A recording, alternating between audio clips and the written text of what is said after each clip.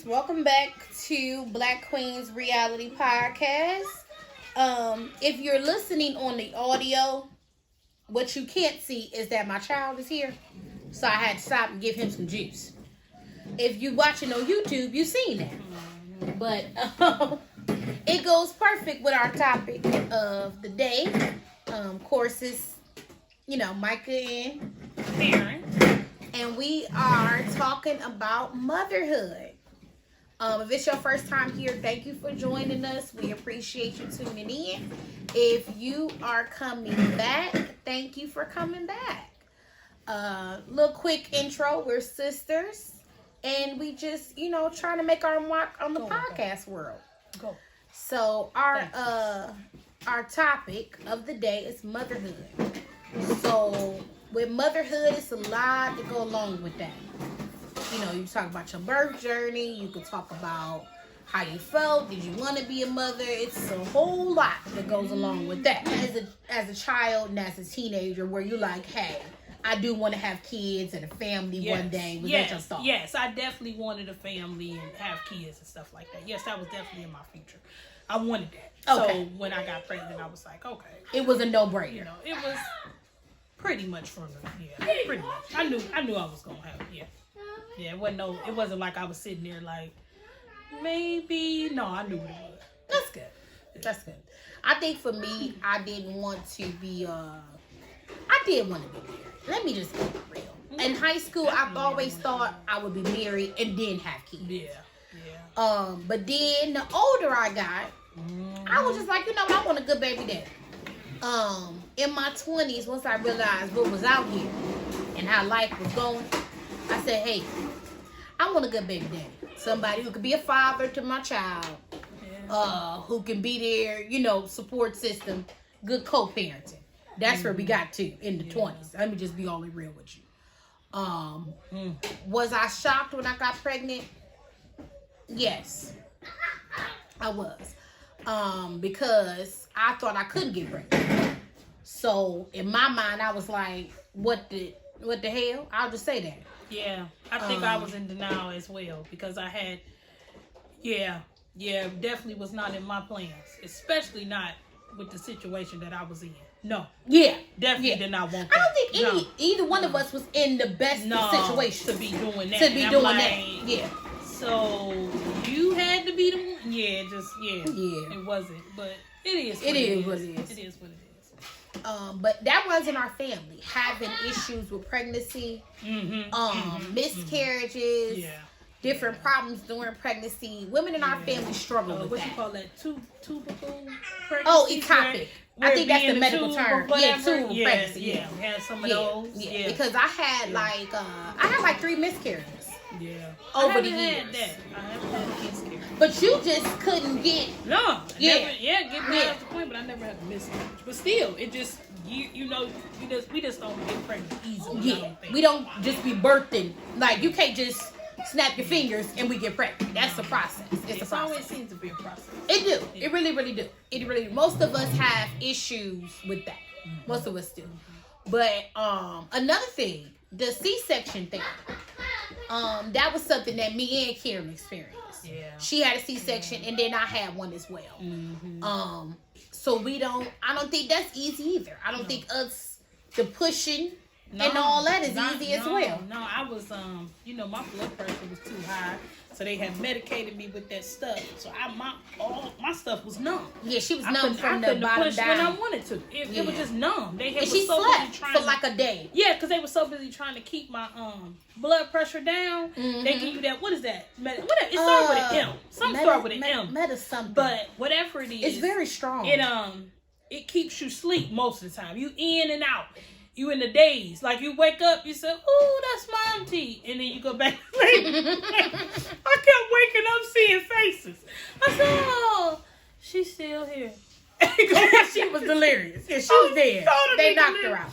But they had to. Because your blood pressure was like over 200. Yeah, my blood pressure was like 220 something. When I came in, the nurse was like, "I'm so glad you came when you did." Yeah, but she could have passed something out. Just told me to come. Like I was in pain, but it wasn't like, oh God, I'm just like falling out on the floor screaming in pain. I wasn't screaming in pain, but it was like something just told me, you need to go.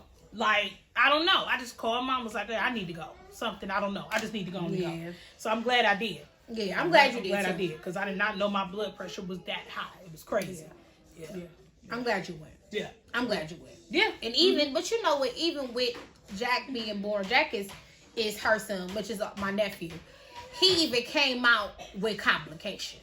He did. He had a few complications coming out. Yeah, because he had to be in the thing for like 3 days or so. He was in the because I didn't have him. I was in one part and I didn't see him until he was like 3 days old for real. Yep. Yeah, you was seeing him. Yeah, and mom was seeing him. But you had went down there. No, I hadn't went down there. No, I was in so much pain. Yeah, you was in so much. You couldn't move. Oh, that was the word. Now that was the pain. Yeah, that's your C-section. Girl, you had a bad C-section. That's you what that go to was, the restroom. You said, "It's huh."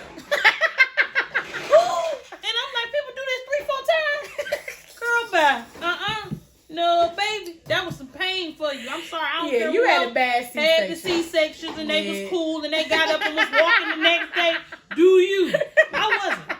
I was not getting up walking the next day. But you know what though? It's not, that surgery is not taken as serious as it should be. Everybody's like, oh, it's serious when you push. Yeah. Oh, it's serious when you actually have it vaginally. Yeah. Understand that when you have a C-section, C-section is more serious. It's more serious. They say it's easier to heal when you push it out. With a C-section, they cutting you open. Yeah, that's okay. Crazy. The recovery time is longer. It's a serious surgery. It's a surgery because recently I just went to the doctor and the lady was telling me how she asked me about the surgery. I said the only surgery I ever had was a C-section. And I kind of like was playing it down. She said, no, that's a real, you had to be cut open. They pulled your baby out and then sewed you back up and you had to heal. She was like, yes, that's a serious, you could have bled out or anything. And where you get cut at is so connected to your female area. Yeah. But if somebody slip. Or they cut too far down or something. Who knows? Who knows? Yeah, that's crazy. Now mine was a little bit different because I had a better experience with my C-section. I got cut just like Kieran did, but take a break. I think that for me, I was so, I won't say I was angry, but I was determined. You know what I mean? I wanted to hold my own baby. I wanted my baby in my room. I wanted to take care of my baby. But it had to click for me that I had surgery. My son was nobody's little baby. No. Okay? No. When he was born, he was 8 pounds, 5 ounces, 22 inches long. Yeah, he looked like a 6-month-old when he came out. Yeah, he looked 6 months when he came out. She's so little. That lady was like, he is. I said, good ugly. Kieran was in the room. Wow. That boy was Kieran had to cut the umbilical cord. Huge. That boy was huge. But he was a very heavy child. Yes, he was. And for somebody, he messed my back up. Kieran back went out, but that's another story. Your back went out. My back up. I had to give me some pain pills. You shut up, please. He took me out. He took me out. And mine too. He took me my back went out like 3 or 4 times. I was struggling with that baby. Singing, trying because to hold that baby. He was something else. But I was, I'm 4'11". So you couldn't my baby was too big for my frame. Put it like that. So when I had the C-section, they was telling me like, take your pills, rest. She jumped up the next day. I was walking around the hospital.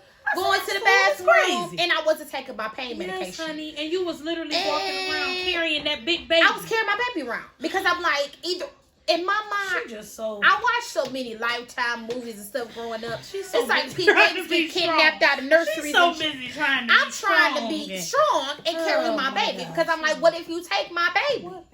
That's what I was thinking in my mind. Where is it? It's over there. Go get it, and I'll unlock it for you. I wanted to be completely involved in every step of his growth. It was crazy. His life, his everything. And they kept saying, lay down, take your pain. They was trying to tell me the rest, and I wouldn't do it. And I got caught. I think they called that lady in for me. Because it was an older lady. Like, all my nurses was young until this my last morning there. That lady like, you crazy. She came in, and I had been hiding the pills under my pillow. They didn't know that. I wasn't taking the pills. Who does that? So she came in and she said, hey, let me tell you something. I'm going to watch you take these pills and you're going to swallow them down your throat because I don't think you're taking them. She's like, something just telling me you're not taking them. So, you know, when they went under my pillow, they found the pills. The lady found them. And I was calm. But I didn't want to be knocked out. I didn't want to be all laid up, tired, sleep. What you doing with my baby while I'm asleep? Where y'all taking him? You found it? Thank you, baby. I like to keep my eyes on him at all times. Just because my paranoia. I'm very paranoid. I don't want nothing to go on. A nut. Period. I checked his butt. Let me tell you. I just stopped checking his butt. He was 3 years old. She's a nut. Looked in his butt. Yeah, I know I trust the daycare and all that. But mine is going to get checked thoroughly. You're not going to do it to mine. Because I'm in the orange jumpsuit. Period. Like, ain't nobody going to do it. Ain't that going to happen. Places where but, you know, that's just my own, you know, my own truth. But we both had a... That's a whole nother segment. That's a whole nother segment. We'll get into that later in life. What was I going to ask you next? After you became a mom, your first year, now how rough was that? Bad. All bad. Because Jack cried and cried and cried. All day, all night, every day he cried. For hours. He stopped crying he cried from the 2. moment we came home from the hospital. All the way up. No, it wasn't 2, love. I would say he slowed down. Oh, he was almost 1. I'm sorry. He might have been about, he had a rough time at Miss B's too when we first got there. Yeah, that first couple of months, he cried. He cried a lot because he was so used to being with my grandmother. So I took him to the daycare. He was 10 months when he first started daycare. And he cried with that lady for at least the first 2 months or so. And then finally he got used to her or whatever. But he just cried a lot. All hours of the day. It didn't have nothing to do with night. It didn't have nothing to do with day or nothing. I had my own place. But I was pretty much living at grandma's house because I couldn't. She was the only person that could keep him calm. Yes. He would do all that hollering. He would get hurt and be knocked out. As soon as she got him, she said, "Oh, look at my sweet thing. I want to pick him up, throw him out of a window. He been crying for 17 hours." That boy, by the time he got close to a year old, once he started doing daycare and interacting with other babies and learning stuff, that's when he finally starts to, Lord Jesus, he a year old. Yeah. He finally stopped crying. Yeah. That baby cried a lot. He cried a whole lot. A whole lot. He definitely did. He was definitely a crier. After that first year or so, though, then we got then I said, okay, now he a cool baby. Now I can deal.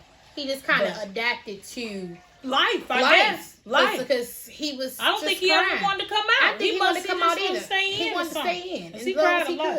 He definitely did. And see, Elijah was just the opposite. Oh, he was so sweet. He was a sweet baby. He was just so big. He was just big.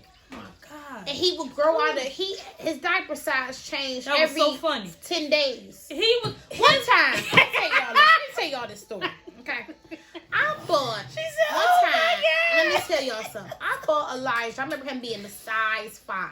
I remember this story specifically because I'm like, shit, okay. 5, I'm good. Like once he leave these 5s, we ain't getting the 6. Like 5s is good. Being tight. She kept going up. I said, no. So this was like in the summertime. I never forget. He was 6 months old. Okay. And he was size 5 diaper, 6 months old. Now I'm not making this up. I don't have to because it was my life. I put his diaper on that day and it was tight. And when I say I was so mad because I knew I had to go up to a 6. I'm like, he's 6 months old. How is he 6 months old in the size 6 diaper? He was changing so fast. After a while, when he got up to about a 3, I was like, I ain't gonna tell her today. I'll tell her tomorrow. Because he was scared to tell me.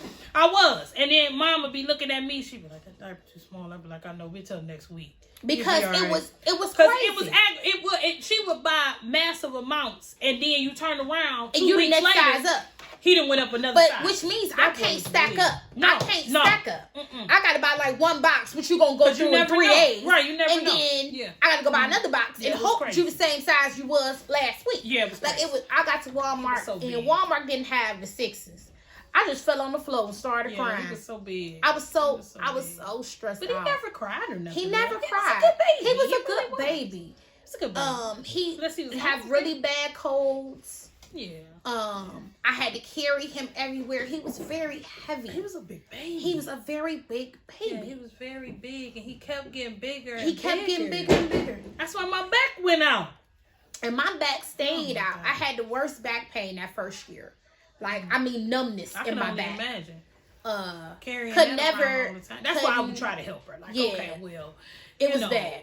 He used to like when you walked around and you would be singing and stuff. And oh, Auntie Baby. And you just make up a song out of clear blue sky. I said, look, I picked him up. I was in the store and my back went out. No, what happened was I told you to hold him. We was in the grocery store.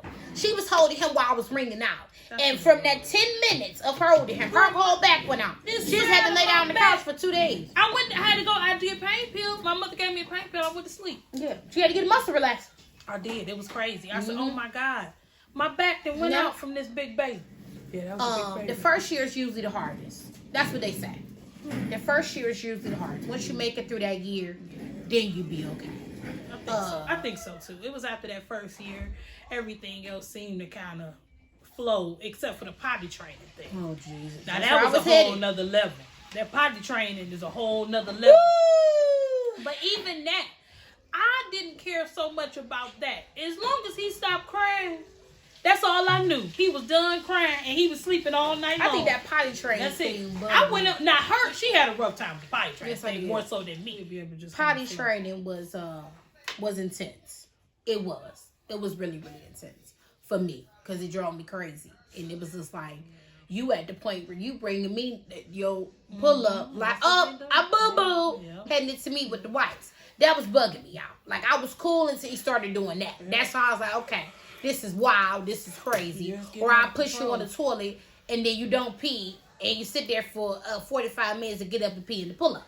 It was just, it was burning me up, okay? So finally, this past summer, he started using the bathroom. It's a thing. And now we good. Yeah. The only thing now is he just getting up when he boo-boo.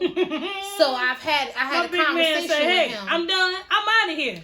Because no you ain't wiped nothing. He just get up and go. I said, baby, honey, listen to me. Get up and roll. We done. You have to let mommy know when you boo-boo because I have to wipe your butt.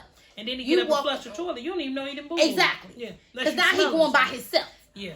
And the other day, we had a little problem with the laundry because there's some little streaks. And, of course. Yeah, and here go my dude. He's sitting there.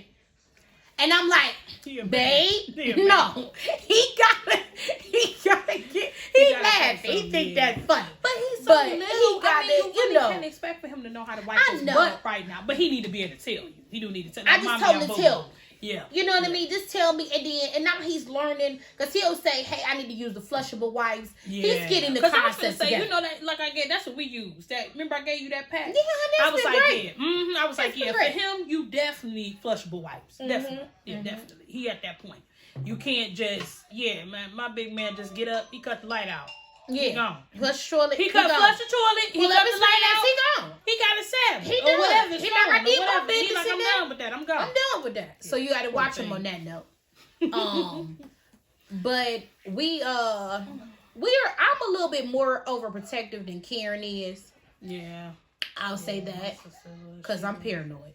So I'm a little extra. She's kind of more lax, but she has an 8-year-old. She's at the 8-year-old stage. Yeah, that's true. So it's easier for her to, and mine is 4. Yeah. So we at 2 different stages of parenting. True. That's true. You know what I mean? So I think that kind of, between there, so I think that makes a difference with it a lot. Yes.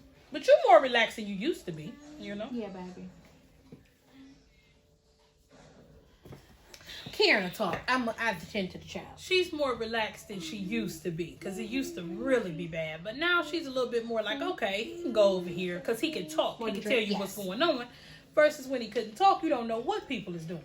That's the difference. When they know how to talk, then they'll come home and say, your child will come home and say, Mom, I didn't like when Jack said such and so and such and so. Mm-hmm. Or it was a man over there named David. You like, I ain't never seen a David. Who is David? Yeah. Versus when they little, you don't know. They can't tell you nothing. If somebody is harming them or mistreating them, you don't know that. And it's a lot of kids out here that's being mistreated.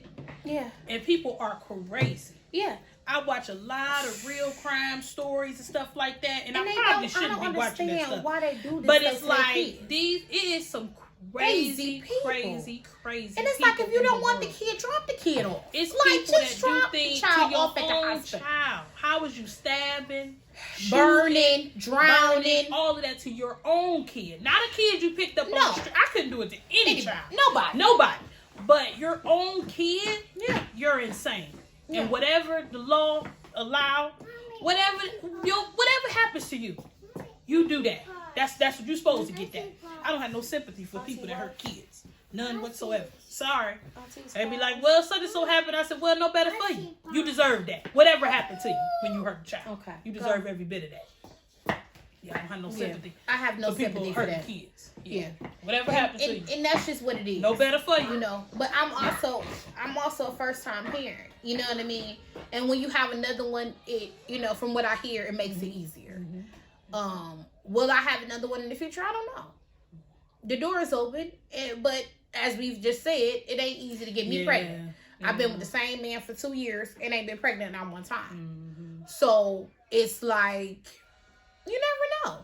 I hope not too much longer. You know what I mean? Because the older you get, and I'm already high risk because of my past. So I come in the door, I mess around, be on bed rest with the next child, which we hope not. You know what I mean? We strongly hope not.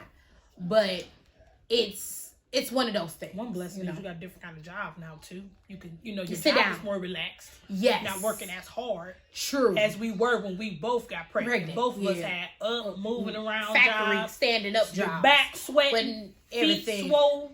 Everything. And I worked up to the last minute. Yeah. The end. Literally. End. Like literally. 2 days before you went to have it. Yeah, well, no, you know how people say, oh, I stopped and I was at home for 2 weeks and all that. No.